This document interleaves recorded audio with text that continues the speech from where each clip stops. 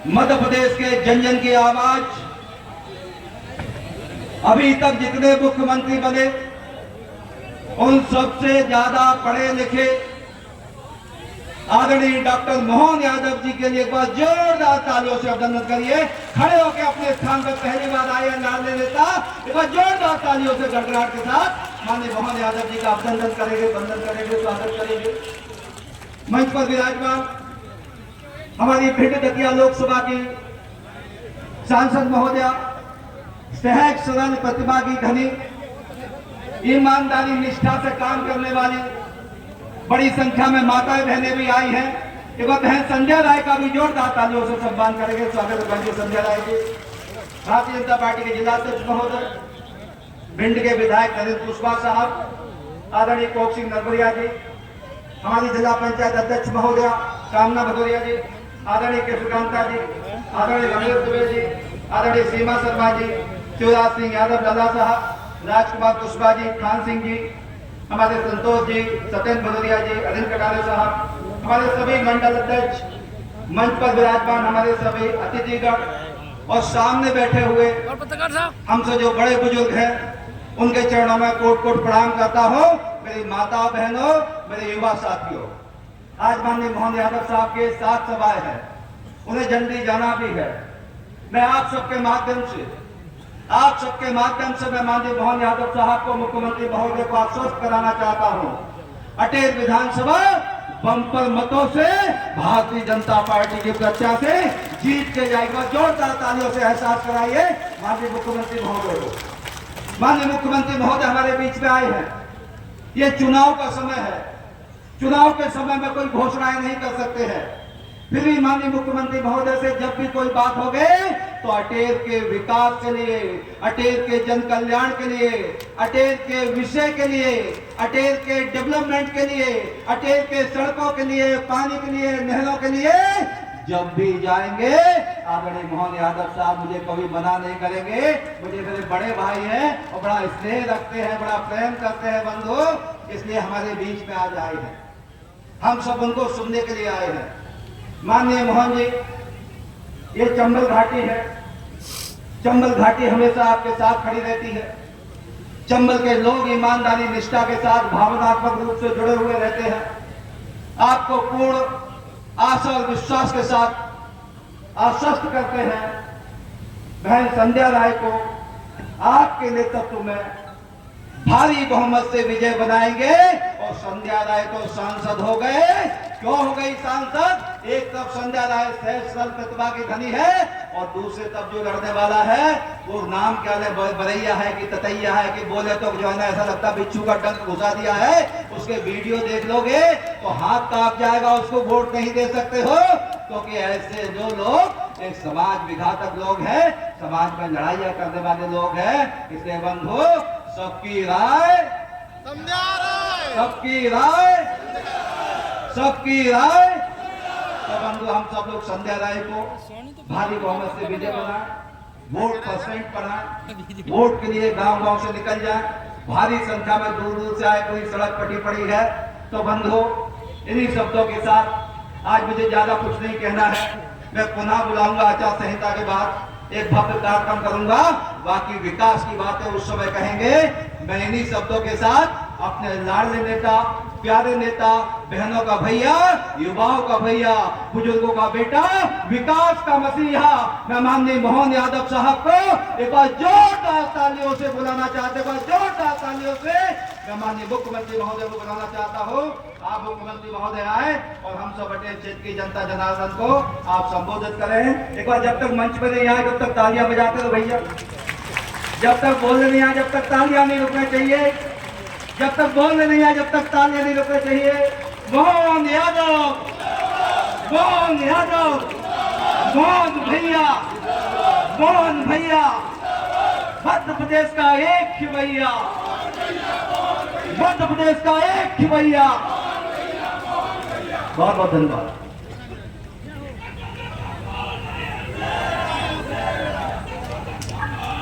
बोले भारत माता की। मेरा आवाज नहीं आ रही, जोर से बोलो भारत माता की। भिंड जिले में अटेर विधानसभा के खूब कस्बे में आज अभी मेरे कॉलेज के समय विद्यार्थी परिषद के अभिन्न मित्र और मित्र क्या भाई की तरह हमने काम किया है। आपके अपने पूर्व मंत्री पूर्व विधायक श्रीमान अरविंद भदौरिया जी के लिए अभिनंदन करें, उनका स्वागत करें। इस मंच पर विराजमान जिनके निमित्त हम यशस्वी प्रधानमंत्री तक अपनी बात पहुंचाएंगे, यहाँ की सांसद बहन संध्या राय जी, आपका भी वंदन है, अभिनंदन है। मंच पर मौजूद जिलाध्यक्ष देवेंद्र सिंह नरवरिया जी, आपका भी स्वागत अभिनंदन। मजा आना चाहिए, लगेगा हाँ ये जरा भिंड के लोग हैं, जिनकी कलाई में दम होता है, जिनके उत्साह में ब्लड का संचार अच्छा होता है और जो जीत के प्रति आश्वस्त होता है, तो हाथ के दम से या तो दुश्मन की छाती में गोली चलाने का भी दम रखता है या अपनी व्यवस्थाओं पे विश्वास करते हुए हाथ टकरा कर टंकार की ध्वनि निकालता है। ये भिंड का खून है, वीरों की धरती, महावीरों की धरती। और एक बार नहीं अनेक बार जब जब मौका मिला, भिंड का आदमी जवान से बाद में बोलता है, दिल से बात पहले करता है। दिल से स्वागत करता हूं, मैं आपका वंदन करता हूं, आपका अभिनंदन करता हूं। सच में कोई सुविधा, कोई लालच, माननीय अभी तो कोट सिंह नरवरिया जी, हमारे नरेंद्र सिंह जी, माननीय भिंड के योग्य विधायक, माननीय सबका अभिनंदन करने वाले रमेश दुबे जी, कृष्णकांत तोमर जी, और आज हमारे बीच फौजी जी भी अपने परिवार का हिस्सा बन गए। आपके ऐसे जोरदार अभिनंदन करें पूरे मंच का। समय की कमी है, 7 सवा लेके 6 बजे पहले मुझे वापस ग्वालियर आना, और जिसके निमित्त हम यहाँ बैठे हैं, आज इस अवसर पर 4 तारीख है, और हम तो रघुकुल रीत के समय से एक बात बोलते आए हैं भगवान राम के लिए, रघुकुल रीत सदा चली आई, प्राण जाए पर। तो लाडली बहना चिंता मत करो, आपके पैसे डल गए खाते में 1250 रुपया। ये भाजपा की दीवान है, मोदी जी का समय, कोई पैसे की कमी नहीं है। कांग्रेस के लोग रोज दिन गिनते हैं, इस महीने आ गए अगले महीने नहीं आएंगे, इस महीने आ गए अगले महीने नहीं आएंगे। तुम रोते रहो, हमारी बहनों को हम पैसे पहुंचाते रहेंगे। ये भाजपा वालों का बहन भाई का संबंध है, ये हमारा रिश्ता ही आपसे ऐसा है। हम बहनों की जो भावना है उस पवित्र भाव से देखते हैं। और कैसा दुनिया का दृश्य दिख रहा है, खासकर चुनाव में। अपने यहाँ में कुछ बात अपनी भी करूंगा, कुछ बहनों की बात करूंगा। पहले हमारे यहाँ तो रक्षाबंधन से लेकर मकर संक्रांति तक प्रत्येक त्योहार, अरे हम तो अपने दुनिया से ज्यादा 200 देश है, लेकिन 200 से ज्यादा देश में कोई अमेरिका माता की जय नहीं बोलता, इंग्लैंड माता की नहीं जय बोलता। एकमात्र देश है भारत माता की। तो माता बहनों को कितनी इज्जत देते हैं। हमने खाली बोलने के लिए नहीं बोला, हमारी बहनों की इज्जत यहाँ तो इतना और पवित्र हिसाब है चंबल का कि दामाद के भी भले छोटा सा बच्चा हो तो भी पैर छू करके अपना जीवन धन्य मानते। ऐसी उदार इतनी पवित्र संस्कृति, बहन बेटियों का कितना सम्मान करता है अपना चंबल और पूरा देश। हमारे तो पृथ्वी को भी माता मानते हैं। 9 ग्रह में बाकी सब देवता हो सकते हैं, सूर्य मंगल बुध गुरु शुक्र, लेकिन हमारी माता तो वसुंधरा है, जो मातृ संस्कृति का आनंद है और जो माता के चरणों का सुख है, माँ के आंचल का जो आनंद है, इसके आगे देवलोक भी कम पड़ता है। हम उतनी पवित्र संस्कृति वाले लोग हैं। अपनी माँ को स्मरण कर लो, किसी ने देवता को देखा भी नहीं देखा हो, लेकिन माता पिता को देख करके हमको लगता साक्षात देवी देवता हमारे सामने आ गए। हम उसमें आनंद जीने वाले लोग। इतनी उदार संस्कृति है, इतना अच्छा विचार हमारे मन में है। और ये चुनाव की बेला में अब आप देखो इनकी भाषा, कैसा शर्म आता, कैसी बात करते। प्रदेश कांग्रेस का अध्यक्ष, कितनी बड़ी जवाबदार जगह, और उनने बहन इमरती 3 बार मंत्री रही, कई बार विधायक रही। अरे हमारी बहन बेटियों के नाम कुछ भी हो सकते हैं, लेकिन आपकी भाषा क्या होगी? लेकिन क्या करें, ये कांग्रेसियों के कर्म टूट गए, इनकी भाषा ऐसी और उल्टे रास्ते जाते हैं, रात दिन वही करते हैं, ऐसी ऐसी भाषा बोलते हैं। इमरती का गौरव कहते हैं कि कहाँ क्या रस में क्या क्या गंदा बोलते हैं। आप हिसाब रखना पूरा, छोड़ना मत। कमलनाथ कहते हैं उसके बारे में महिलाओं के लिए कि ये आइटम है, और दिग्विजय सिंह वो क्या कहते हैं, और गंदा बोलते हैं, पंचमाल है। अरे अपनी माता बहनों के लिए निगाह रखोगे, नराधम जमीन पे तो जमीन पे, जन्नत के नीचे भी जगह नहीं मिलेगी, तुम्हारे नर्क भी जगह कम पड़ जाएगी। ऐसी भाषा बोलते हो।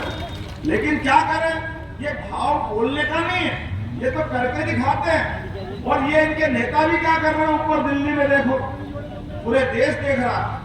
देखो चुनाव की बेला में अपने बाल बच्चों का, माँ बाप का सपना होता है, सबका सपना होता है कि नहीं होता है? माँ बाप जहाँ गए, बच्चे उससे आगे जाना चाहिए। जाना चाहिए कि नहीं जाना चाहिए? सबकी इच्छा होती कि नहीं होती है? बच्चा आगे बढ़े, ये हमारी संस्कृति। लेकिन ये लोग क्या है, जो ये घोषणा पत्र में बोलते हैं वही करके दिखाते हैं। अब करके कैसे दिखा रहे हैं?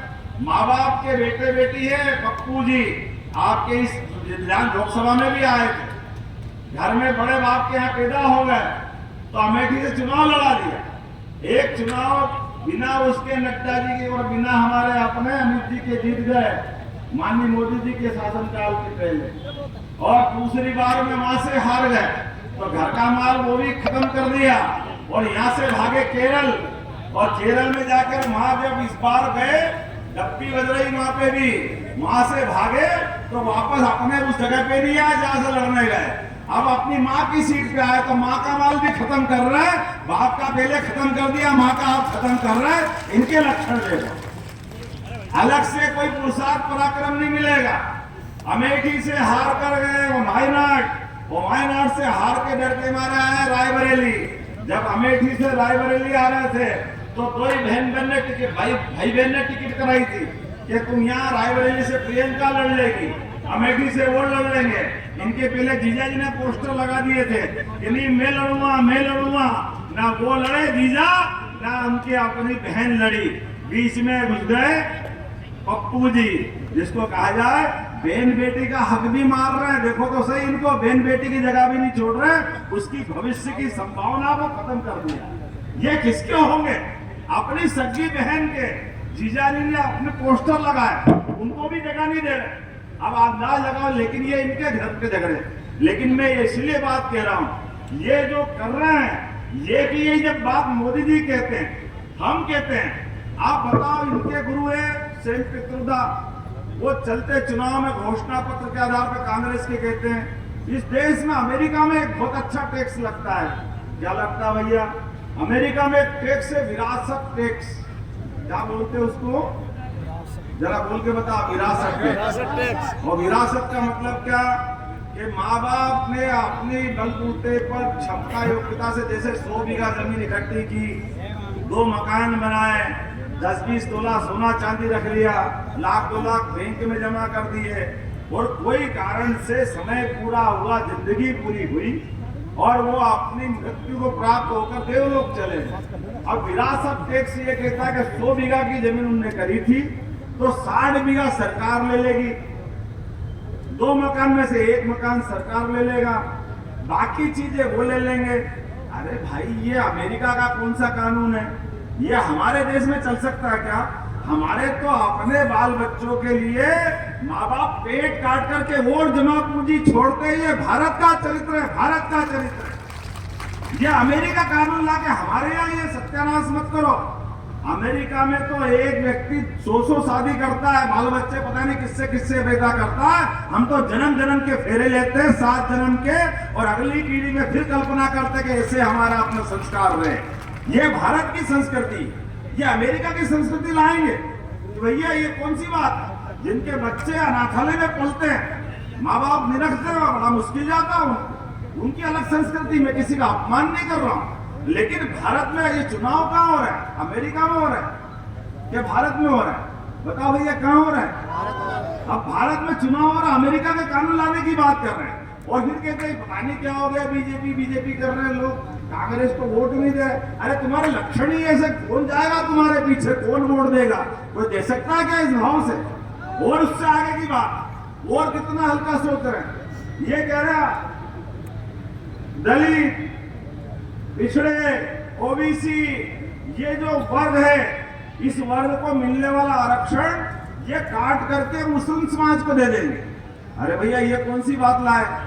पहली बात तो हमारे यहाँ ऐसा देखने का चश्मा ही नहीं है, लेकिन चश्मे के आधार पर तो अंबेडकर जी ने कहा कि भैया धर्म के आधार पर आरक्षण नहीं होना चाहिए।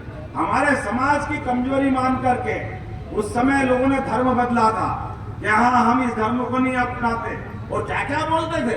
लेकिन आरक्षण की चाशनी लेने के लिए कांग्रेस वोट बैंक के आधार पर अगर अपना समाज का आरक्षण उठा करके अगर हम मुस्लिम समाज को देंगे तो क्या आप बर्दाश्त करोगे? कौन बर्दाश्त करेगा यहाँ पे? और फिर कहते कि आप हमारे खिलाफ बोलते हो। अरे तुम्हारे खिलाफ नहीं बोलेंगे तो किसके खिलाफ बोलेंगे? तुमने जो करा है कर्नाटक में आपने किया है, आंध्र प्रदेश में आपने किया, ये छिपा के नहीं बोल रहे, आपकी सरकारों ने किया। जब बताते हैं सही बात, आप बताओ कांच के सामने खड़ा हो जाए कोई व्यक्ति और ऊपर का बटन नीचे लगा ले तो हम क्या करें? बटन तेरा तू सीधा कर भाई, कांच थोड़ी सीधा करेगा। जो है वही तो दिखाएंगे कि नहीं दिखाएंगे? अब इनको कांच दिखाते तो कांच क्यों दिखा रहा हो? अरे भैया तुम कुछ भी चलाओगे तो चलने देंगे क्या? ये नरेंद्र मोदी जी का जमाना। जोरदार अभिनंदन करो नरेंद्र मोदी जी के लिए। चुनाव के मामले में भी ये नरेंद्र मोदी जी का कलेजा है, 56 इंच वाले का, जिसने कहा देश का प्रधानमंत्री मैं बनूंगा।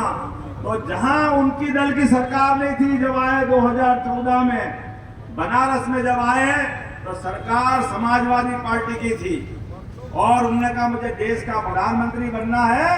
तो आप तो अपने वीरों की, महावीरों की, बहादुरों की धरती पे बोल रहा हूँ। बहादुर आदमी हो या शेर का बच्चा, वो झूठा माल पसंद करता है किसी का? क्या कभी नहीं करता है। अपने बलबूते पराक्रम पुरुषार्थ से शेर अपना शिकार करता और भोजन पाता है। बहादुर आदमी अपने हाथ से मेहनत करता है, अपना परिवार पालता है। नरेंद्र मोदी ने कहा कि मुझे प्रधानमंत्री बनना है, डंके की चोट बनारस से चुनाव लड़े और पूरे देश में झटक एक साथ बहुमत की सरकार बना के 2014 में बता दिया उन्होंने। और 14 में चुनाव में आने के पहले जो उन्होंने कहा था उसको खाली बोलने के लिए नहीं बोला। उन्होंने कहा तुम मुझे वोट दो। ये वही जानते जिनके घर से कोई व्यक्ति शहीद होता सीमा पे। मैं चंबल की धरती से बोल रहा हूँ। यहाँ या तो घर में जवान पैदा होते जो देश की सुरक्षा के लिए सीमा पे जाते हैं, या अपने घर में किसान होते जो खून को पसीना करके पूरे देश की भूख मिटाते हैं। मुझे ऐसी धरती पे बात करने का मजा मिल रहा है, मुझे आनंद है इस बात का। और माननीय नरेंद्र मोदी जी ने दोनों का सम्मान किया। अपने जीवन पे दिवाली दशहरा की छुट्टी नहीं मनाते हुए जवानों का मान सम्मान बढ़ाने के लिए दिवाली पे वो सीमा के पार जाकर के लोगों से मिलते हैं और मान सम्मान बढ़ाते हैं। ये हमारा अपना नेतृत्व है। और इतना ही नहीं, 2014 के पहले सेना तो सदैव समर्थ थी, सेना ने कभी अपने हथियार नहीं डाले। लेकिन 47 से लेकर के 2013 तक कुछ समय माननीय अटल जी का छोड़ दो, अधिकांश समय इनकी सरकार रही। पूरे देश में आतंकवादी घटनाएं होती रही और कांग्रेस हमेशा एक शब्द बोलती थी। आपको याद होगा, नई बच्चों को याद दिला देना जो अभी यार 10 साल पहले इनको होश नहीं था वोट देंगे। हमेशा पाकिस्तान को लेकर इनका बयान रहता था। हम क्या करें, पाकिस्तान मानता ही नहीं है। अभी भी घोषणा पत्र मैंने लिखा, हम पाकिस्तान के प्रधानमंत्री से बात करेंगे, पाकिस्तान से चर्चा करेंगे, वो आतंकवाद खत्म कर दो, वो आतंकवाद खत्म कर देगा। अरे भैया, जो जिसके दाढ़ में खून लगाए वो कोई मंत्रों के जाप से मानते क्या? लातों के भूत बातों से कोई मानते क्या? लेकिन ये नकारा सरकारें ये जो भाषा बोलती थी, पूरा देश का खून खोल उठता था। सीमा पे जवान बिल्कुल मरने मारने पर उतारू होता था। लेकिन ये ऐसी कायर बात करके उनका खून भी पानी करते थे। इसी के कारण से वो कभी भी आके दिल्ली में, बंबई में जहां मर जाए बम फोड़ते थे, कई लोगों की हत्या करके चले जाते थे। पूरा देश देखता रहता। और ये मिमियाते हुए मनमोहन सिंह, हम क्या करें, पाकिस्तान मानता ही नहीं है। आप याद करो, आपने वोट दिया, नरेंद्र मोदी ने कहा था पूरे देश की सुरक्षा की गारंटी मैं लेता हूं, और हमारे सामने हुआ, आंखों के सामने पाकिस्तान ने भूल से गलती कर दी। बालाकोट में हमारे नागरिकों के साथ सैनिकों के ऊपर अटैक करके 40 लोग मारे गए। भारत की सेना ने, मोदी जी ने कहा एक घटना इनने करी है, अब पाकिस्तान के अंदर भी जहां भी है घुस के मार के आओ तो बहादुर सेना कहलाएगी, नहीं तो नहीं कहलाएगी। और पूरे देश ने देखा, अपने लोगों ने हिसाब चुकता किया कि नहीं किया है। ये है भारत की सेना, ये है नेतृत्व। और एक बार नहीं, दो बार जाके मार के बताया। दूसरी बार तो हवाई जहाज से गए थे। नहीं तो आप अंदाज लगा लो, किसी की देश की सीमा के अंदर जाए और हवाई जहाज लेके जाए और कोई उनको लालीपाप या कोई पुचकार के मारने के लिए पकड़ के नहीं ला रहा है। वहां बम गिरा है, गोले गिरा है, और बम गोले गिरा के आते टाइम पे संयोग से हमारा एक हवाई जहाज गिरा लिया। और याद करो, मूछ वाला अभिनंदन, आपने सबने देखा होगा, वो अभिनंदन को याद करो। हमारा छाती 56 इंच की हो जाएगी। दिन भर पाकिस्तान वाले दिखाते रहिए आपका सैनिक हमारे हाथ में आ गया है, आप बात कर लो, आप संवाद कर लो। नरेंद्र मोदी जी की सरकार ने कहा कि तुम्हारे यहाँ के आतंकवादी उठ करके हमारे निरपराध सैनिकों को मार के गए, तुम्हारा हमारा झगड़ा नहीं है। हम ये मान के चलते कि तुम्हारी फौज नहीं आई, हमारी फौज भी कुछ नहीं कर रहे, लेकिन हमारे सोए हुए सैनिकों को आतंकवादियों ने मारा। उनने हमारी सीमा नहीं मानी, हम तुम्हारी सीमा नहीं मान रहे। लेकिन अब जब हमारा सैनिक आपकी सीमा पे सेना ने पकड़ लिया, पाकिस्तान की सेना ने, तो याद रखना, एक आदमी को एक झापट लगाया, 1000 मारेंगे और एक बताएंगे। ये नरेंद्र मोदी जी का जवाब, 1000 मारेंगे और एक बताएंगे। हमारे यहाँ ये खून में खून है, पानी नहीं है भारत का। और आपने देखा कि सुबह शाम तक चाय बिस्किट कराते कराते उन्होंने कहा सामने बात मत करो, तो टेलीफोन पे कर लो। उन्होंने कहा कोई टेलीफोन पे नहीं होगी, बगैर शर्त वापस दो।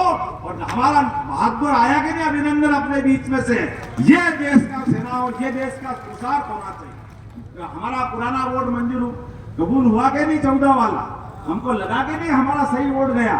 ये हमारे लिए भाजपा की दृष्टि से दुनिया के अंदर एक नया रिकॉर्ड बना।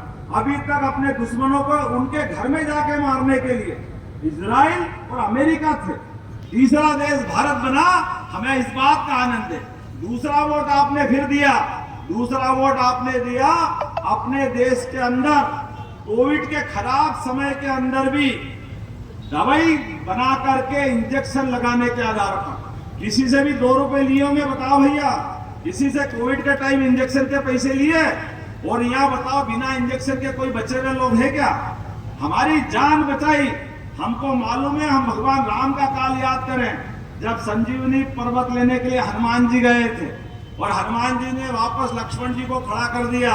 ये केवल पढ़ते थे, सुनते थे, लेकिन हमने अपनी आंखों के सामने राम लक्ष्मण के भाइयों के रूप में हम अपने आप की जान बचाई नहीं बचाई? जोरदार ताली बजाओ पक्के राम भक्त नरेंद्र मोदी जी ने, जिसने जीते जी सबको जीवन दिया। ये जीवन तो अब अपना उनके लिए हो ही जाना चाहिए। अरे वो ऐसा समय था जब घर वाले हाथ लगाना भूल गए, शमशान में लकड़ी जलाने की कमी पड़ गई, हॉस्पिटल में लेना पिचाना भूल गए, कोई एक दूसरे को जान नहीं रहा था। ऐसे कठिन काल में भी जिनने सबकी जान बचाई, उसका नाम नरेंद्र मोदी है। हमें इस बात का गर्व है। और एक बार ये नहीं, वर्तमान के समय में मैंने रघुकुल से अपनी बात चालू की थी। रघुकुल रीत सदा चलाई, प्राण जाए पर वचन न जाए। 500 साल का संघर्ष था भगवान राम का। बोला जाए जय सिया राम। ये सरकार केवल कुर्सी पे बैठने के लिए नहीं होती है।